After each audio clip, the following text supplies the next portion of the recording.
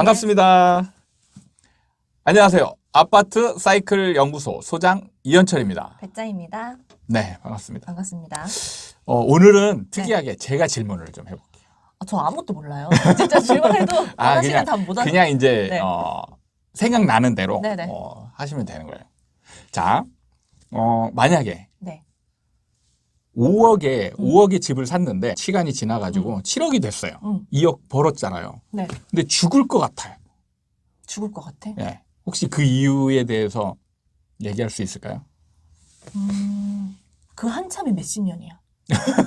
진짜 몇십 년밖에. 너무 길지는 않고. 응. 예. 글쎄 딱히 떠오르진 않은데 네. 요즘 그렇게 막 들끓는 이런 뉴스를 보다 보니 생각난 게 네. 세금 때문에? 세금도 그럴 수 있는데 사실은 세금이 그렇게 죽을 것 같게 막 여겨지지는 않아요. 왜냐하면 세금이라는 거는 항상 준비되어 있거든요. 이거 나가는 돈이 네. 이긴 하지만 손해보는 상황이긴 하지만 네. 이미 살 때 내가 비과세인지 아니면 양도세를 낼 건지 네. 정해져 있단 말이에요. 내 상황이. 네. 지금 만약에 내가 그 조정 대상 지역에 투자를 해서 샀어요. 네. 그리고 내가 실거주를 사실 못할 상황이야. 그럼 양도세 내는 거 감안하고 이제 사는 거잖아요. 그래서 내는 거 네. 당시에는 아깝긴 하지만 그 내는 것 가지고 죽을 만큼 힘들지는 않을 거예요. 글쎄요, 이거 약간 답정너 같은데 못 맞힐 것 같은데요. 빨리 알려주세요. 뭔데요? 사실은 이게 옛날에 이거를 겪은 분들이 굉장히 많아요. 옛날에? 저는 이제 분양을 하면서 네. 거의 수천, 많게는 이제 수만 명을 상담을 했었잖아요. 내 이런 상황에 5억에 사서 7억을 벌었는데 죽을 것 같다고 상담을 하는 거예요.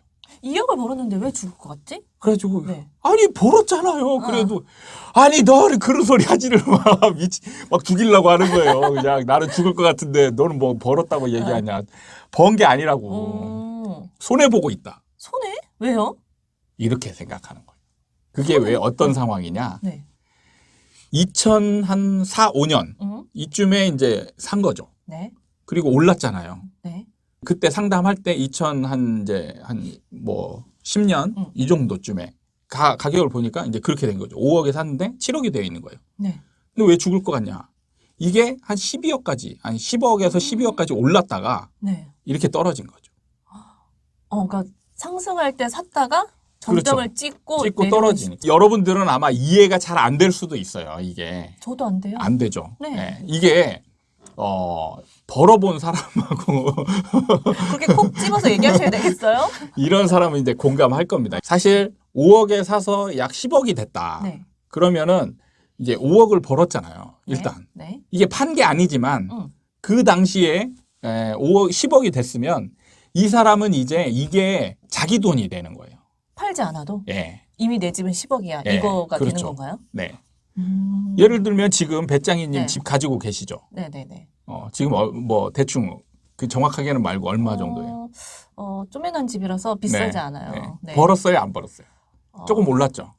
입꼬리가 살짝 올라가네요. 네. 그럼 지금 집값이 얼마라고 생각을 해요? 지금 최고로 팔린 그 집. 그렇죠. 그 집값이죠. 지금 시세가 네. 이제 내 집값이라고 생각하잖아요. 네. 그러면 만약에 지금 이 상황에서 벌었다가 네. 다시 떨어지기 시작해. 슬퍼. 예, 떨어지기 시작해서 네. 이 가격이 되면 어떨 것 같아요? 너무 슬픈데? 지금 상황에도 지금 말을 못 잊고 말수가 줄어들고 화가 날 것 같은데? 사실 이게 이제 이거는 심리적인 부분인데 사람이 어떤 물건을 사서 가격이 올라갔어요. 그 올라가면 그 꼭대기에 있던 그 가격 있죠. 이게 자기 거라고 생각을 해요. 거의 대부분이 네. 무슨 얘기를 하냐.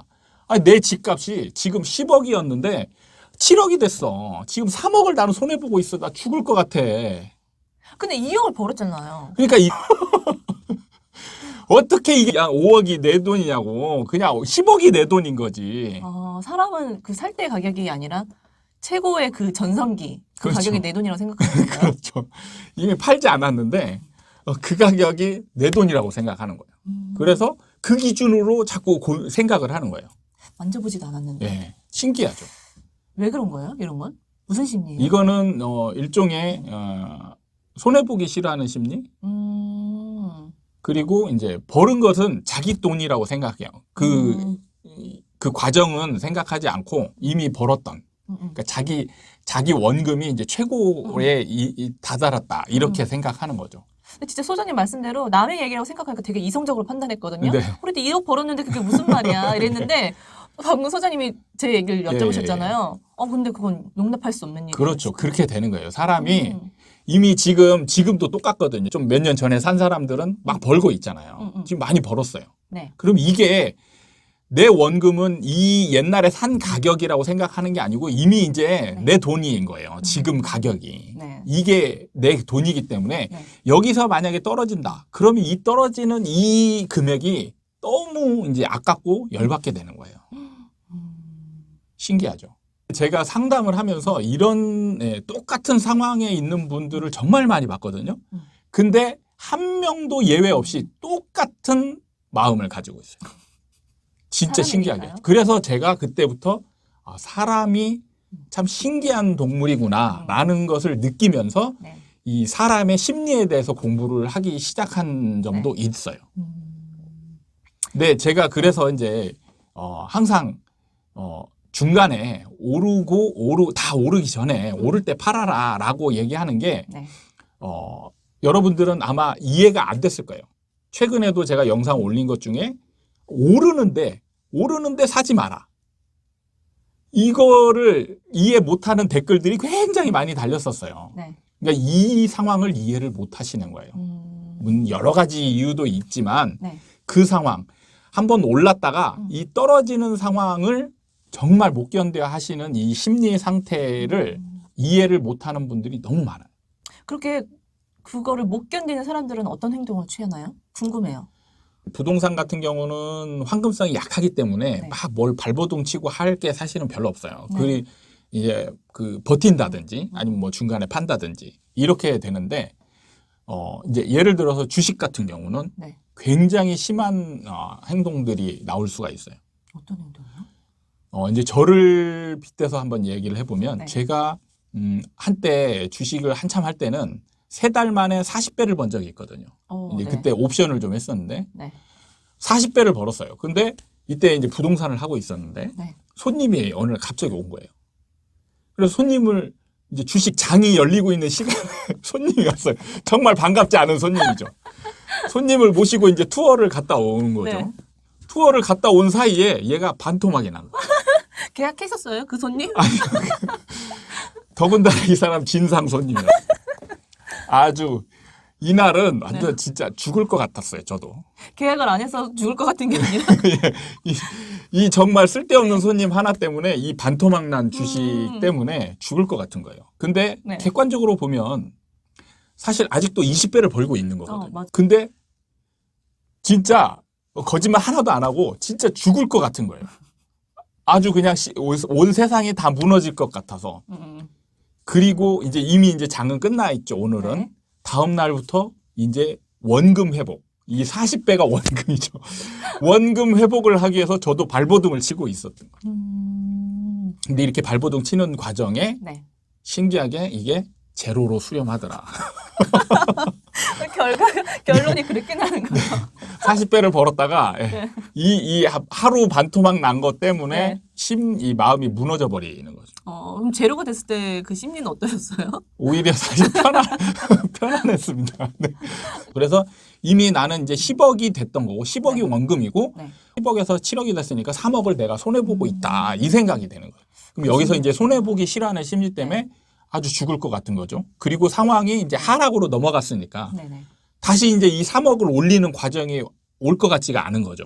너무 긴 기다림이 예, 되는 그러니까 거구나. 이제 더 힘든 상황이 되는 거예요. 그래서 그러네요. 이분들이 네. 언제 파냐? 가장 바닥에 팔게 돼요. 네. 힘드니까 버티다. 예, 제가 이제 다른 영상에서 얘기했잖아요. 그래서 바닥에 팔고 나가신 분들이 정말 많습니다.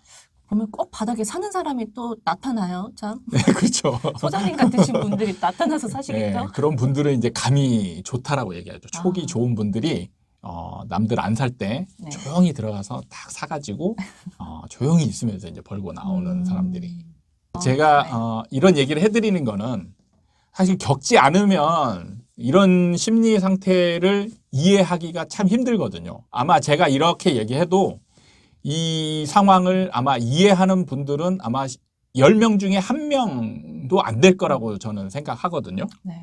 혹시라도 이런 상황에 당하게 되면 아, 이게 사람 심리가 이렇게 되는구나. 그걸 교훈 삼으시고 다음에는 이런 상황을 안 당하게 노력을 하셔야 된다. 이런 이제 교훈을 좀 드리고 싶어서 이런 얘기를 꺼냈습니다. 그러게요. 지금 계속 가격이 올라가고 있어서 상승만 바라보고 사시는 분들은 네. 한 번쯤 하락을 할 때 내가 이거를 감당할 수 있을까?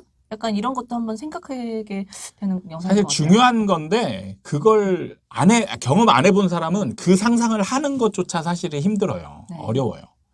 네. 이렇게 또 진심 어린 또 조언이겠죠. 저희를 마음 아프지 말라고. 네. 네. 네, 이렇게 말씀해 주신 소장님 감사드리고요. 다음에 또 찾아뵙도록 하겠습니다. 네, 감사합니다. 감사합니다.